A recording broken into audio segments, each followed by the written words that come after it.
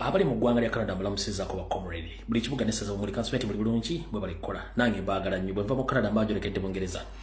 mbalamusizaako mwena ba comrade bannayuganda mwena bali mu Bungereza buli kibuga n'essaza mwosinzidde okulaba akatambi kano banyama ne basabo mwena balangirira bambejja basava ne bannaava ababuli bwakabaka mbali mu Bungereza kansumenti buli bulungi mwe bali kukola bwe nvaawo ne mbuuza ku bannayuganda bali kusema zinga Bulaaya mbalamusizaako banyawo ne basabo na buli omu n'ensente gimu gy'osonda okulaba akatambi kano kusema zinga Bulaaya ensi ekibuga essaza muri kansumenti buli bulungi we bali kukola we bali kubeereramu bwe kusema zinga Bulaaya mbanjolekedde Semazinga wa Middle East no bwemba nvudde kusema zinga wa Bulaaya mbangeza kusema zinga Asia mbalamusizaako banyawo ne basabo mwena abalangira n'abambejja basava ne bannaava abatindigga engendo okuyingira olukalu olw'okunoonya ensimbi kansumenti buli bulungi mwe bali kukola mwe bali kubeera mwe bali kwagala nsi yammwe nange mbaagala nnyo wennanga oli mu Asia kansumenti oli bulungi bwe nva mu Asia mbanjolekedde Middle East ensi za bwalabu mbalamusizaako banyamu ne basabo mwenna bannayuganda abawangala Middle East buli nsi mwoli kansumenti oli bulungi ensi za bwalabu muzimanyi bulungi nnyo kansumenti muli bulungi mwe bali kukola bwe mmalu babuuzako bali Middle East mbanjolekedde Semazinga bakaddugalo wa Africa mbalamusizaako mwenna bannayuganda mwena gye muli buli omu gy'osinzira okukola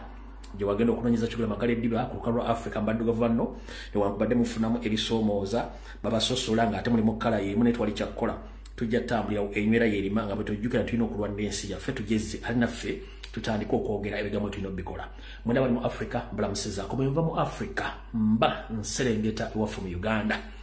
ku nsi Katonda gye yawunda n'agiwa buli kimu naye abakutukulembera batulisa kakanja mbalamusizaako bannayuganda mwenna abalangira bambejja basava ne bannaava aba buli bwakabaka bwonna obuli mu Uganda mu Maserengeta mu bukiikaddyo mu bukiikakkono mu mambuka ne mu Buganda mwennyini kansumenti muli bulungi mwe bali kukola mwe bali kubeera muli kwagala nsi yammwe bwe mmalu babuuzaako bwedi banfundikira ne mu Kampala Mukono Wakiso Entebbe mwenna abampuliza essaawa kansumenti muli bulungi mwe bali kukola mwe bali kubeeramu abali mu Butale abali mu Arcade abali mu Salooni abali ku boda abali mu taxi namwe abakyali mu mirimu gikakalabya n'abatudde mu maka gammwe gaggadde nga muli ku TV gaggadde mu ndabiro kansumenti buli bulungi mwe bali kukola mwe bali kubeeramu bwe mmalu babuuzaako bwentyo mwenna mba ngenda basaba mutambuza akatambi kano ngenda kusaba tambuza akatambi kano Facebook si ya jjajjawo si ya nnyoko si ya mujjawo si ya musanjiwo tekigana kusharinga video eno ensonga twagala information etuke ku bantu mukimanyi nti obwenyi bwete babukwatamu mu Uganda show media bazitawanya naye ffe tujja tambula kutwasigala tetuvaawo ku street za Makazumbaga kale naali wano nkutuma osharinga akatambi kano bro sharinga oba otambuza information ate oba otegeeza abantu abalala babenga balime kufuna buvune nga bamaze okutegera information omala okusaba okuyita oba okusharinga video njala ompitire abantu bano wammanga 1 njagala ompitire omukulembeze nga Robert Kyagulanyi Ssentamu manyi oli Bungereza essaawa zino nkusaba okyameko wano na information gyenjala okukusuulira mu kabox kaawo wano ku media bwe mmala basaba president muyite njala mumpitire bannayuganda bonna buli omu gy'oli oba ompuliriza oba tompuliriza njagala ojja wano ku video eno bwe mmala okubatuma abantu njala mumpitire abalangira n'abambejja basava ne bannaava na buli mwabere ku video eno basajja ba Kabaka bonna bali ku video eno nsaba yenna aliraanye Ssaabasajja Kabaka omunnomere kutu omugambe nti muzzukulu wa Buganda ombuye atumbudde abeeko ebipya byakugamba byatanategeera oba ne byategeddeko ng'akyanoonya okumanya obuvuna obuddo bwabyo musaba ombere kumpi omuntu recording akatambi kano oba omutereko telefayina asobola okulangala ebigambo bino ng'engendo byogero lwaliro bwe mmala okubasaba okutuuka ali kumpi okulongosa Ssaabasajja Kabaka okutu nsaba buli muntu yenna ayagala enkyukakyuka obere ku video eno nsaba ompitire Kyabazinga wa Busoga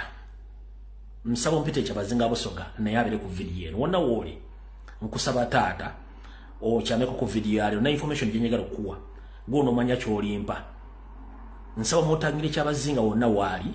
ajja ku video yalero yalimanya kyalimpa eyo naye nkisabe mu lulimi kutu ajja abere ku video eno nsaba mutagingire eyita ine bantu wa Busoga Jovia Motesi nabere ku video eno nsaba mutagingire Mbega eyabaddaze mu national platform omukyala gwe bayita Winfred anakandi nabere ku video eno n'abala video gye ne basanga then tugende maaso nga bulijjo abo bavuddewo sigenda bwa Kigulalogi sigenda bwa Kaloozo ngenda kuyisa akalango kamu then tusibule video wabula nda security alert alright kamale okuyisaawo akalango kano Abannayuganda mwenna abawangaale mu ggwanga lya America saako ne bannayuganda bonna baagala enkyukakyuka okwetola ensi yonna abakulembeze baffe abatwala ebisinde bazeti chapters okwetola ensi yonna nga bakulemberwa abasiisidde mu America bategeeza era kalamu kano nga batuuseeko bulungi nnyo bategeeza nti USA No People Power 2026 fundraising drive which will take place on 12th April 2025 at 7 p.m. Ugandan time, organized by the chapter leaders via a Zoom meeting. The meeting ID is 666-522-5668. For more information, please contact them at this telephone number +720-296-3611. Kakabadde mu lunyimbo lwaffe olulyaddeggobe. Abakulembeze aba national platform saako amanyi g'abantu abawangalira bweru w'eggwanga nga bakulembeddwamu abakulembeze abenkalakkalira abatuula mu ggwanga lya America babategeeza nti bagenda kuteekayo enteekateeka ey'okusonda ensimbi nga twetegekera akalulu omwange aka 2026. Enteekateeka eno egenda kubeera ku mutimbagano ku mugendo okusinkana muwaye mwogere bigambo. Enteekateeka eno ejja kubeera ennaku z'omwezi 12 omwezi ogwokuna omwaka 2025 ng'etandika ssaawa emu ey'akawungeezi ku budde obwaffe obw'e Uganda. Enteekateeka eno bambi etegekeddwa abakulembeze ba chapters bonna okwetola ensi yonna nga mugenda kubeera ku mutimbagano oguyitibwa Zoom nga endagiriro eneekwanguyira okugenda ku meeting eno yeno wano wammanga gye tuyita endaga oba gye tuyita ID identification oba ekisomoza enakuyingiza mu meeting eno enamba yakyo 623-522-5-6-6-8 ng'oyagala okumanya ebisingawo bakubire ku ssimu yaabwe y'omu ngalo kasala ba 720-229-3-6 ojja kuba otegeera ebisingawo ku ndagiriro ya Zoom meeting eyo nga bweneeba mugitegedde bulungi nnyo yeeyo. Alright, bwe malaawo njagala kusooka kuyisaawo kino kirango kya nnaku. Njala twala okusaasira kwange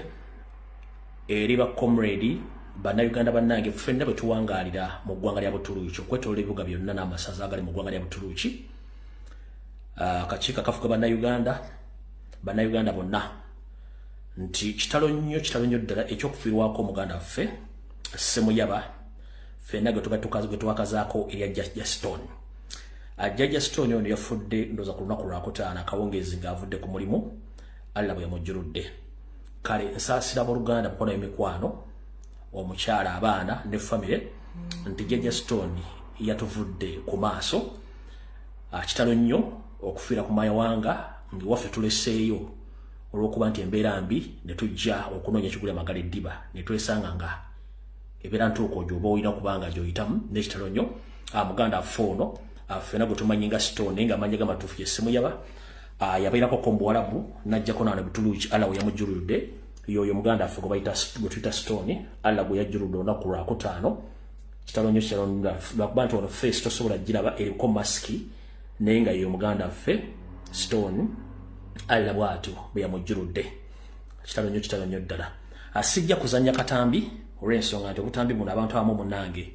balina embeera embi ate nga tuli ku live video sijja katambyako naye nga kitalo nnyo abacomrade ffe mwenna bannayuganda bawangalira mu ggwanga lya Turkey naddala bawangalira mu Istanbul. Muganda affe ono abadde abawangalira Kurtulush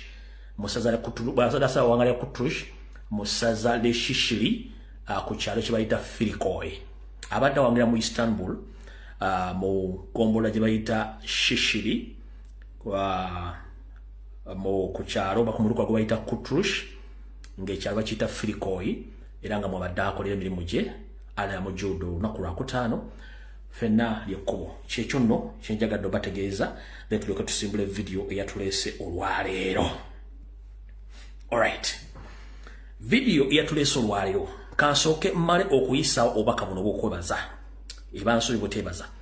Njala tola mukisa guno okwebaza bakomrade n'abakulembeze bonna aba national platform abawangalira mu ggwanga lya Canada. Abakulemberwamu abakulembeze bammwe besijja kumenya mannya kuba muli bangi nnyo naye nga jjo mwasobodde okugenda okwekalakaasa ku hoteeri omukulu deputy speaker Taibwa gye yabadde agenze ne ambassador n'abantu baabwe okugezaako okufera abavujjirizi b'ensimbi nti Uganda eri mirembe nga balina program byabwe bali bakulembeddwamu eyeyita kati acting ambassador mukulu Arani Kajeke yabadde abakulembedde nga ne speaker deputy speaker abaddeyo Tayebwa mubalidde okubanga mwakoze omulimu ogw'okulekalakaasa temujjanga okola ensonga bana batulina bazoganya mpaka kuwulira bubi abatalabye kwekalakaasa okwo kuli ku page yange ey'Akajubi Fred 2 kwe kuli bino ku bufaane ba comrade basobodde okubanga babeerayo mu kwekalakaasa okwo mwebali nnyo mubalire ddala abakoze omulimu ogwo temujjanga okwo iyo team n'abalala batasobodde kujja mwebali nnyo mubalire ddala abakoze omulimu ogwo njala kuyita mbwabudde tulina butono nga mukimanyi tubudde tubana butono wano ku live iyo team yakoze omulimu ogwo abasobodde okulabisa deputy speaker Tayebwa n'abantu baabwe erimu ku team y'abazungu abadde bafereddwa speaker ne banne deputy speaker ne banne abadde babuzaabuza abazungu bantu balina ssente wano wabadde conference eyo gye bali bategese oku deputy speaker Tayebwa n'abasajja ba NRM badde bakolera emirimu gyabwe ne baganda afe basobodde okugendayo ne bekalakaasa kyaviddeko speaker okudduka n'okukyusa hoteri emisinde ng'abasajja n'abakazi bamutaamidde bumu ku butambi obwabaddeko mu conference ya Floppys oluvannyuma lw'okubanga project bagikubye n'egwa bwe buno ku butambi obumu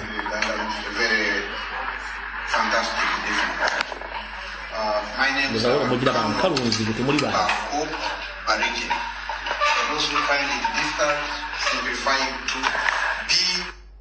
kankabaddiremu kamu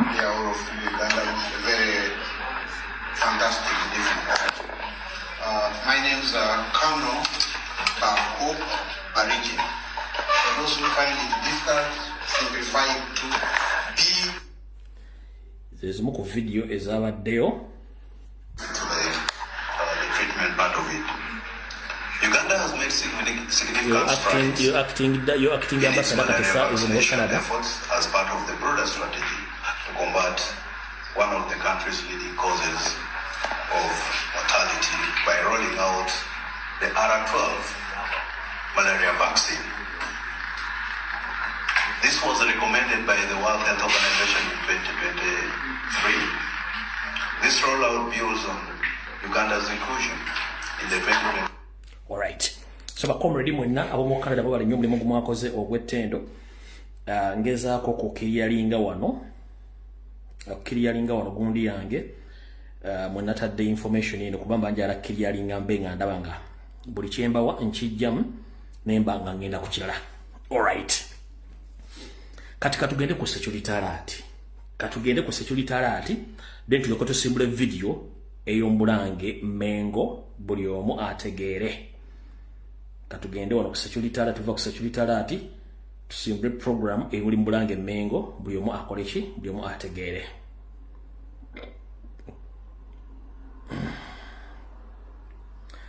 Security alert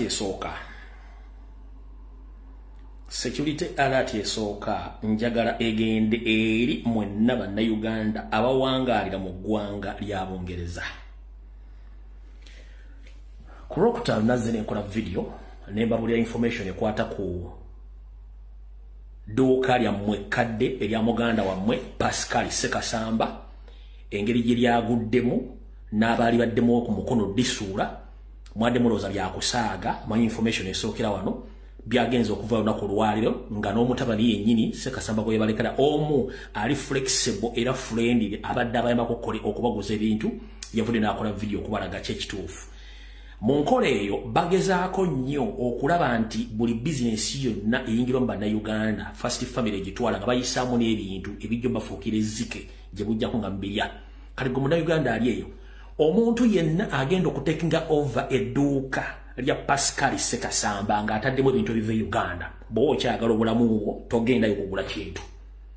Leka aba NRM n'abafere abava e Mengo abakola enteekateeka esula edduuka eryo n'okusula nnyiribyo bo babeeremu. Ebintu byasula Sekasamba mulimu Wasanya Kalu Charles Peter Mayiga ne David Wasajja n'abasajja beefula basajja ba Kabaka abali e Bungereza. Amannya njaga gafulumya very soon. Omwana ono yazanye yakoze ka video nga bategeeza nti agenda kufuna edduuka opposite wagenda oteeka business ze. Mbasaba ku lw'omukwano gwe mwalaga Pascal Sekasamba mugulage omwana ono kubanga ali flexible mirimu gyakola wabula temwetantala okgenda mu dduuka ly'erya abasajja lye basudde ery'omwana yasse kasamba ne mugulayo ekintu mugenda kumwetyabidde akabazzi kugulu kubanga tukimanyi banoonya butya bakendeza bannayuganda abali mu ggwanga erya Bungereza kanzanya akatambika naye nga nabadde bagambye ku Friday mission eriwo na buli kimu n'omwana video nakola ka video kati mbala obulamu abali e Bungereza mwagala nnyo okulyankuzibwa n'okubayambako ebintu naye mission yasuula omwami ono n'edduuka lye ye mission ejja okubasuula kaka n'akatambi. Hello everyone, I'm Nathan Bossa and I'm making this video to inform you, our valued customers, that we will no longer be at 36 Upton Lane. It's been an amazing 30 years, and as we approach the year mark since my father's passing, I'd like to thank you all for your continued support, your kind words and your encouragement during this season. And the community, you've been an immense help. And I would like to ask, as we enter this new season, I'll keep you all updated with what we have planned next. We're in the process of acquiring a new location, which many of you may know is across the road at Mugalu. And we hope to continue building our father's legacy there and to continue to provide the fresh produce we have been supplying to you from our dear home, Uganda. Thank you once again. I appreciate you all. And I will keep you all updated with when we will start bringing in food again. God bless. All right. Mbinyonyola abantu amanyi oluzungu omanyi oluzungu lw'Ebungereza lwawukana ku luzungu lw'enjogera lwawukana ku luzungu bannayuganda lwemwogera bali Uganda ne Bungereza yennyini waliwo enzivunula y'oluzungu enjatula erimu enjatula nga 6 waliwo simala ave Sussex owe Sussex bwayogera totegana vaabuvi kubanga tojja mutegera we Liverpool bwayogera vaabuvi tojja mutegera be Scotland Olungereza mu lulabe edduka kati gwaga nti Uganda omanyi okwogera Olungereza ka bye bye nkulamusizzaako fe twogera ku tutegera otonotono namwe mutegera ne bwoga nti ogenda Bungereza oyogera Olungereza lwayo maama ekiri e Bungereza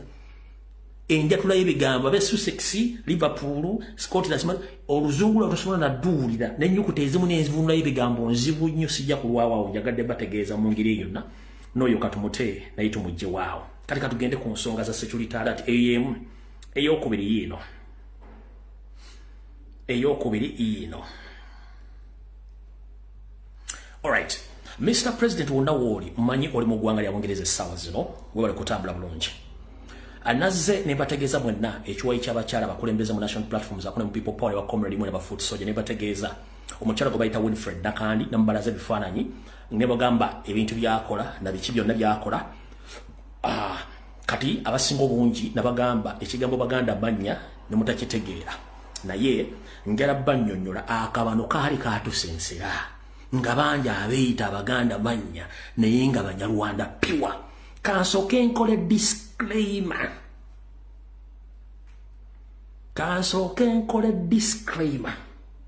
mumpulira bulungi nze nga Lumbuye siri against Munyarwanda yenna wabula ndi against n'empisa zaabwe zine bbiri kye bayita supremacy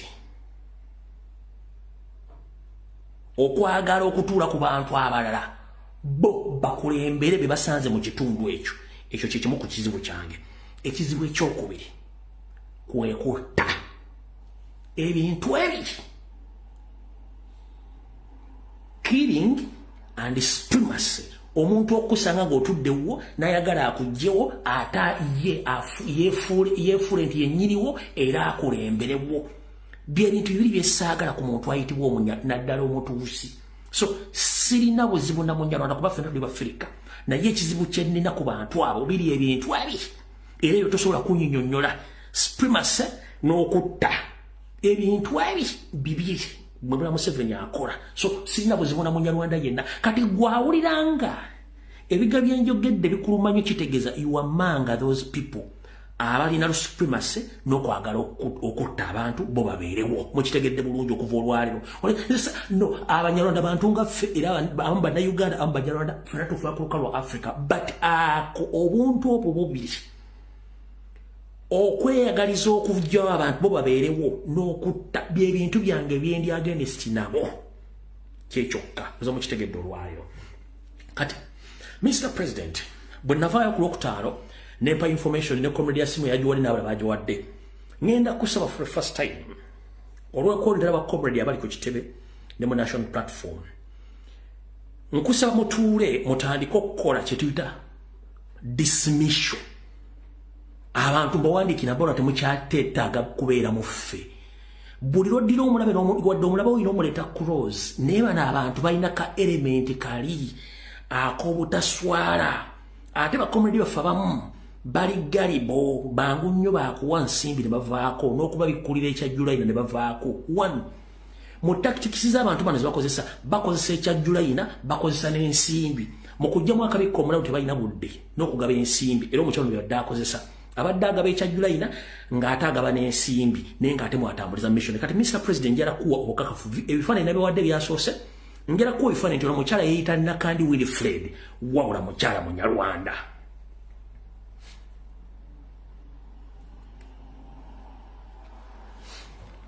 wano yali akyadde waabwe Rwanda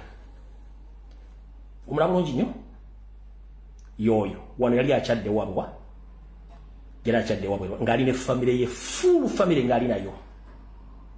yali ali waabwe Kigali Rwanda ng'ali ne famire ye full ng'ali nayo ogira bulungi nnyo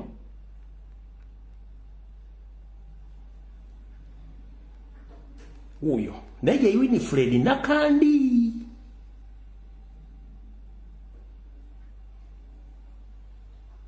naye nga yani ye Winifred yani Nakandi ndoza mutegedde bulungi yani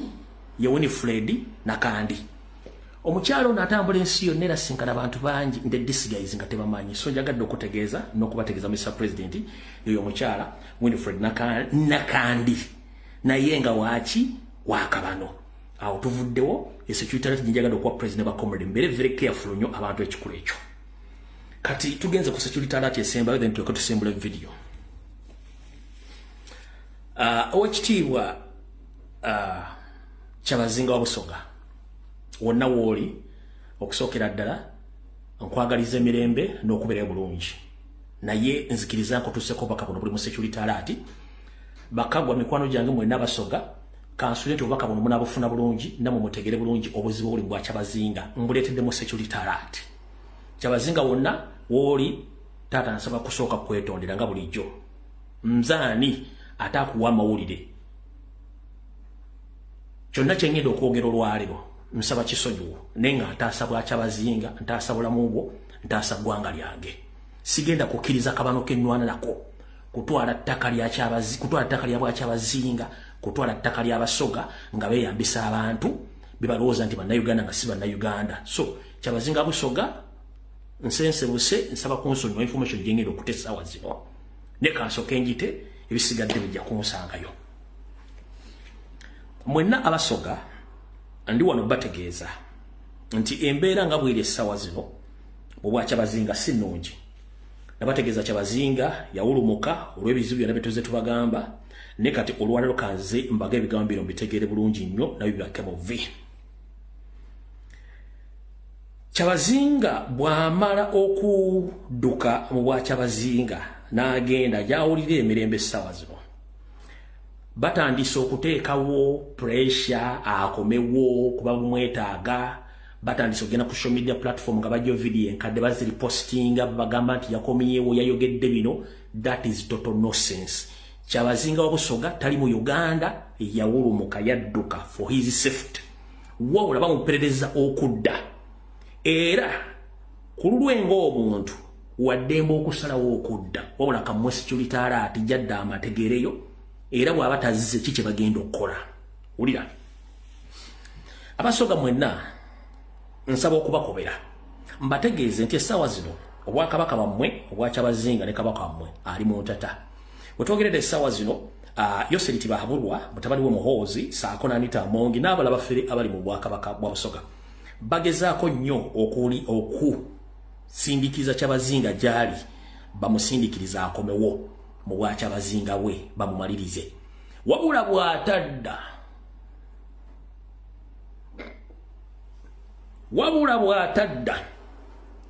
batandise dde enteekateeka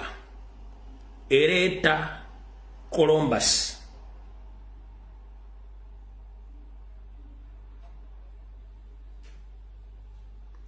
bagambe gubagala okuleta ono bwatadda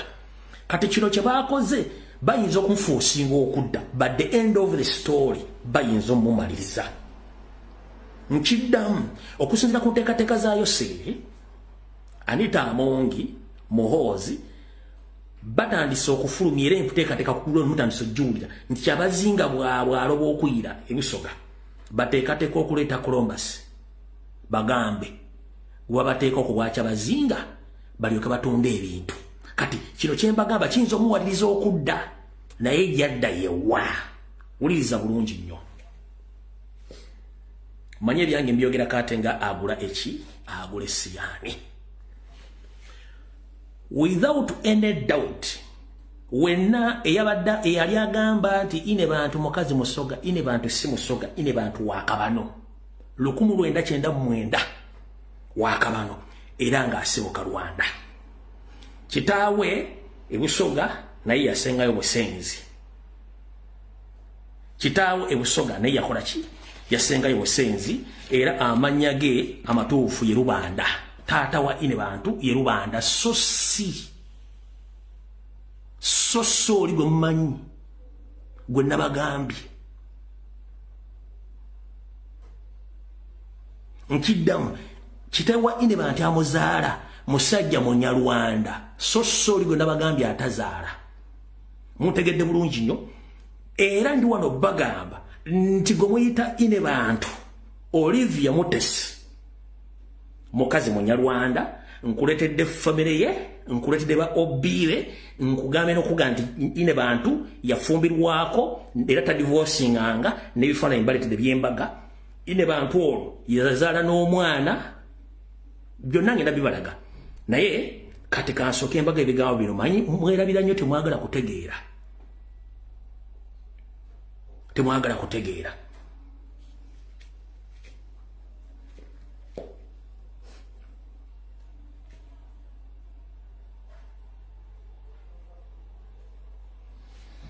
ono omwana gwe yazaala atali wammwe yoyo mwana gwe yazaala si wammwe oyo mwana gwe yazaala si wammwe wabulira kansoke mbala okukola disclaimer abadde bangoberera mu series zenkola mu program ey'omulimu Bulange Mmengo mbadde ngamba tegeeza Charles Peter Mayiga Saloga Mulengejja wasanya Kaloli batukako ekisera batandika okuwasa abasajja Kabaka nga mwena atulanga muzeka hangout ne munywamu akenge mu ddiiro akuba omusajja mwamuteddemu bitamiiza n'ava mu mbeera ne muleetera abakazi ne bamweganzikako mwe ne mulikodinga obutambi bumufuula ransom Mayiga naye obutambi obwo Bwakabaka namugamba buproducing obudde bukyali yagaana kuba ffe balooya weetuli kati ne Kyabazinga Busoga bamukola ebintu ebyo Kyabazinga bamunywesanga omwenge ne bamuleetera abawala ab'enjawulo ne bamweganzika nga mulikodinga obutambi kandi abadde ransom kati katuukirwa Busoga nammwe n'abafeera bali Busoga eno information ngenda gito olwaleero oba Busoga esaanawo tunazaawo endala nga tugoba akabano mwenna Museveni Muhoozi mwemba mwina obutabi bwa recordinga Kyabazinga we are here to defend his majesty the Kyabazinga of Busoga before it's too late than okutiisa abantu nze musajja Muganda ayogerera eggwanga kubanga saagala kulimba buyayi bususse mukitegedde bulungi nnyo kati mu process yo gamba nti bamuleteranga abakazi abakazi ne bamwetyebekako noono yennyini mwe bamuleetera era bagamba afunye olubuto wabula kigambibwa DNA zaakolebwa nga tezimachingana za Kyabazinga ne bateekawo yenkwaso eyo naye weeri kati njagala ndibaviire ku ntono mutegeere kati oyo golamu alo enzirugavu oyo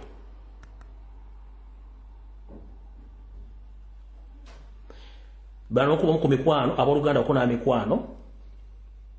aba ine bantu oyo sister we nono sister we ifana embira bulungi nnyo bano bonna bali Ruddawa bali Rwanda njagala muwulire bulungi nnyo saagala muntu agenda kwawo kukola ki kubuzibwa olwaleero kati oyo gwola